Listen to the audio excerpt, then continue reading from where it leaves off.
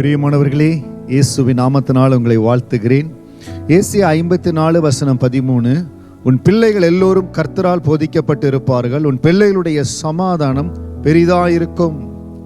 என் வார்த்தையை கேட்டுக்கொண்டிருக்கிற அருமையான தகப்பன்மாரே, தாயாரே, பிள்ளைகளை குறித்து ரொம்ப வருத்தப்பட்டு, என் பிள்ளை நல்லா படிச்சிருவானா, மகன் நல்லா படிச்சு வந்துருவாளா, எல்லா காரியங்கள் நேர்த்தியா இருக்குமா, அவங்க வாழ்க்கை எதிர்கால சமாதானமா இருக்குமா? ஏசாயா 54:13 படி உன் பிள்ளைகள் எல்லோரும் கர்த்தரால் போதிக்கப்பட்டு இருப்பார்கள். நம்முடைய சாமர்த்தியத்தில் நல்ல டியூஷன்ல கொண்டு போய் சேர்க்கிறோம், நல்ல அந்த மாஸ்டர் சொல்லி கொடுக்குறாங்க, அதனால பிள்ளைகளை பிடிப்பாங்க.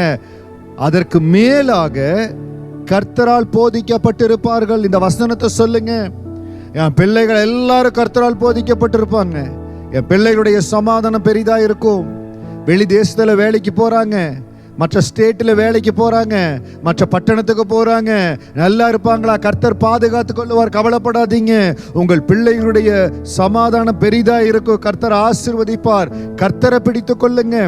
எல்லாவற்றிலும் பரலோகத்தின் தேவனுக்கு முதலிடத்தை கொடுத்து, ஆண்டவரே எல்லாற்றையும் நீங்க போதிக்கிறதுக்காக ஸ்தோத்திரம். என் பிள்ளைகள் கர்த்தரால் போதிக்கப்பட்டிருப்பாங்க, என் ஆண்டவரின் பிள்ளைகளை போதிக்கிறதுக்காக ஸ்தோத்திரம்.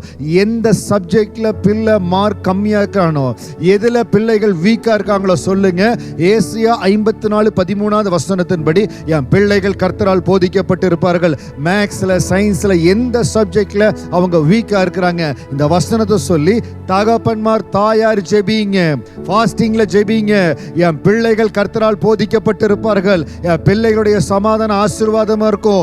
புதிய இடத்துக்கு, புதிய வேலைக்கு போறாங்க, புதிய காரியத்துக்கு போறாங்க, கர்த்தர் சமாதானத்தை கொடுப்பார். ஆண்டு எல்லாவற்றையும் பொறுப்பெடுப்பாருங்க. நீங்க பதட்டப்பட வேண்டாம், எப்படி காரியங்கள் நடக்க வேண்டாம். ஆண்டவர் கொடுத்த பிள்ளைகள் கர்த்தர் கொடுக்கிறது, அவருடைய பிள்ளைகள். அதை வளர்த்து கொடுக்கும்படியான பொறுப்பை தான் கர்த்தர் நமக்கு கொடுத்து இருக்கிறார். அது அப்படியே அவங்க கருத்துல கொடுத்து, நீங்க கொடுத்த மகன் ஆண்டவரே, நீங்க கொடுத்த மகள் ஆண்டவரே, உங்க தாழ்ந்த உங்க ஞானம் பிள்ளைகளுக்குள்ளாய் வரட்டும். நீங்க போதிக்கிறதுக்காக ஸ்தோத்திரம். ஆண்டவரே, என்ன கூப்பிட்டு பேரண்ட்ஸ் டீச்சர்ஸ் மீட்டிங்ல சொல்லி இருக்கிறாங்க, இவ்வளவு குறைவா இருக்காங்கன்னு சொல்லி.